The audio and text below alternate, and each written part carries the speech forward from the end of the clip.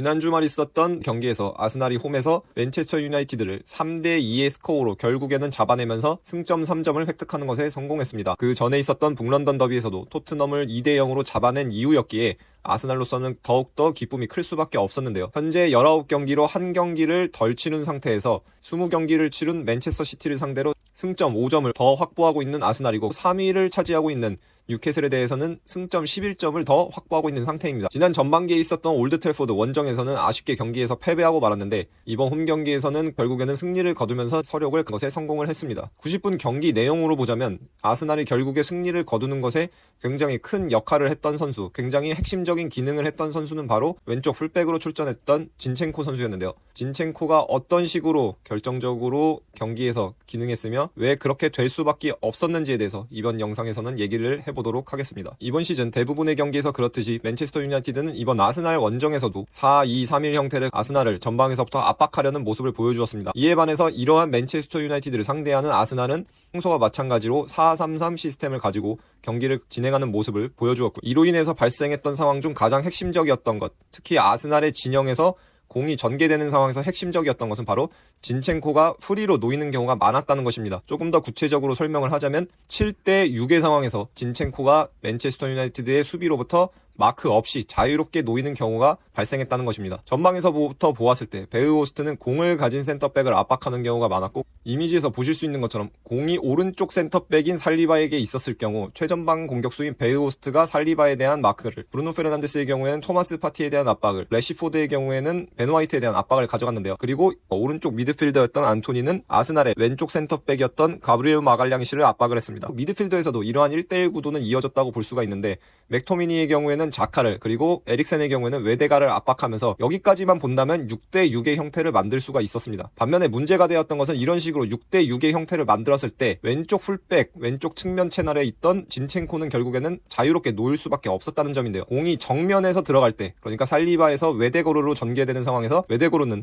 래시포드와 에릭센 두 선수 모두의 시야 밖에서, 그러니까 제가 계속해서 강조하고 있는 인터벌에서 나타남으로써 공을 살리바에게서 건네받았을 때 원터치로 반대 전환을 시도했죠. 그러니까 웨데가르는 왼발잡이기 때문에 해당 상황에서 공을 받았을 때 원터치로 공의 방향을 돌려놓음으로써 7대6 상황에서 프리로 놓여있던 왼쪽 측면에 있는 진첸코에게 공을 연결할 수가 있었고 아스날은 이런 식으로 맨체스터 유나이티드가 공이 있는 쪽에서 1대1 형태로 압박을 가했을 때 프리로 놓이게 되는 진첸코를 활용해서 맨체스터 유나이티드의 압박을 여러 차례 벗겨내는 것에 성공을 했습니다. 그리고 이런 식으로 맨체스터 유나이티드의 압박을 한 차례 벗겨낸 이후에 자신들의 진영에서 맨체스터 유나이티드의 진영으로 공을 가지고 넘어간 이후에는 아스날이 잘하는 것, 아스날의 흐름대로 경기를 계속해서 어느 정도 가져올 수가 있었죠. 그리고 이 외에도 중요했던 것은 바로 진첸코를 통해서 형성되는 3대2 상황이었습니다. 가브리엘 마갈량이스, 진첸코, 자카 이 세 선수를 통해서 아스날의 진영에서 3대2가 형성되는 경우가 많았는데요. 조금 전에 언급했던 상황과 마찬가지로 안토니가 센터백이었던 가브리엘 마갈량이스에게 점프를 해서 압박을 시도했을 경우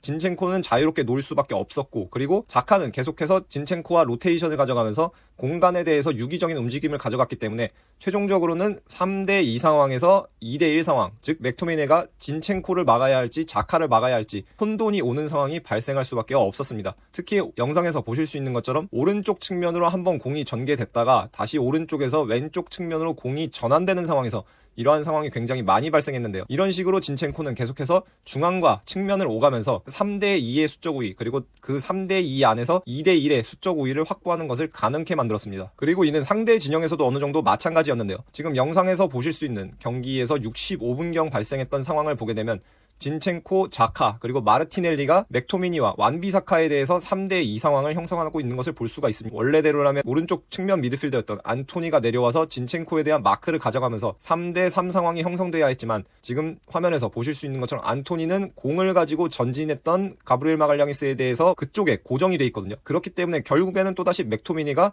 자카를 막아야 할지 진첸코를 막아야 할지 혼돈이 오는 상황이 발생할 수밖에 없게 되는 것을 볼 수가 있습니다. 해당 상황에서 진첸코는 공을 받은 이후에 이후에 맥토미니를 끌어들인 후 바로 자유롭게 놓인 자카에게 공을 전개함으로써 여기서도 한 차례 위협적인 찬스가 발생했는데, 이런 식으로 아스날은 진첸코를 통한 3대2 상황을 계속해서 자신들의 진영과 상대 진영에서 가져가면서 위협적인 찬스를 만들어내는 것에 성공했다고 볼 수가 있습니다. 그리고 진첸코를 활용한 이러한 수적 우위는 최종적으로 아스날의 역전골이었던 은케티아의 골이 들어가는 상황에서도 어느 정도 동일하게 적용이 됐다고 볼 수가 있습니다. 직전 상황에서 오른쪽 측면 미드필더였던 브루노 페르난데스는 공을 가진 살리바에 대한 압박을 실행하기 위해서 많이 전진한 상태였고, 그렇기 때문에 지금 보실 수 있는 것처럼 맨체스터 유나이티드는 자신들의 진영에서 뚜렷하게 4-2-3-1의 형태를 취하게 됩니다. 다만 이때도 마찬가지로 문제가 되었던 것은 측면에서 풀백과 함께 2대2 상황을 형성해줬어야 할 브루노 페르난데스가 센터백인 살리바를 압박하기 위해서 전진했기 때문에 순간적으로 맨체스터 유나이티드의 오른쪽 풀백이었던 완비사카에 대해서